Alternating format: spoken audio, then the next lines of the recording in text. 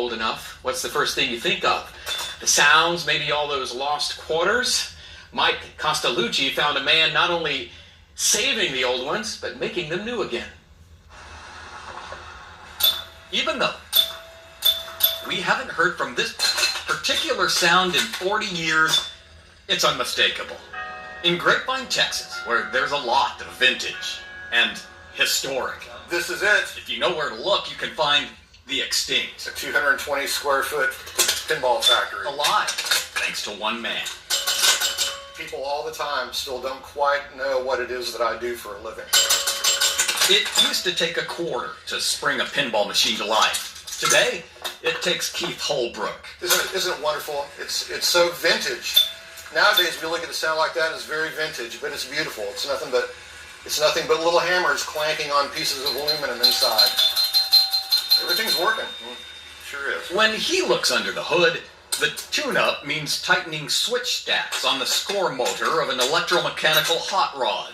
In this case, from 1973. Well, it's amazing what they did. They on a very basic level, they achieved a state of logic using nothing but coils and contacts. He is a pinball wizard. I'm terrible at playing pinball. Who couldn't bear to watch a part of the American culture disappear.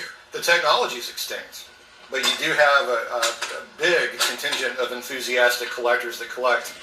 It's the reason he left his telecom career to work 60 hours a week. Light bulbs and coils and plastics and locks. In his backyard. Welcome back to the theater of magic.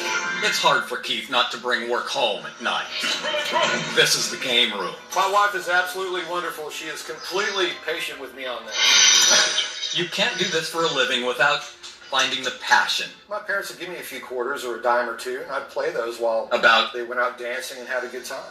All of it. And it just elevated from there. Everywhere I looked, I saw pinball machines and arcade games, and I just gravitated to them in the biggest way. Remember the sound?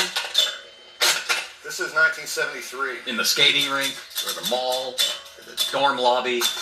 When was the last time you heard them? Or had lights like this flicker in your eye? I've got it all running right now, but I do need to go through and do a cosmetic cleaning of everything, make it look nice and shiny again. Keith knows that his work is the feeling we get when we open the old family photo album and flip through the pages. Next is going to be the cabinet. It's like a color photograph for your senses, coming back from the brink of extinction. From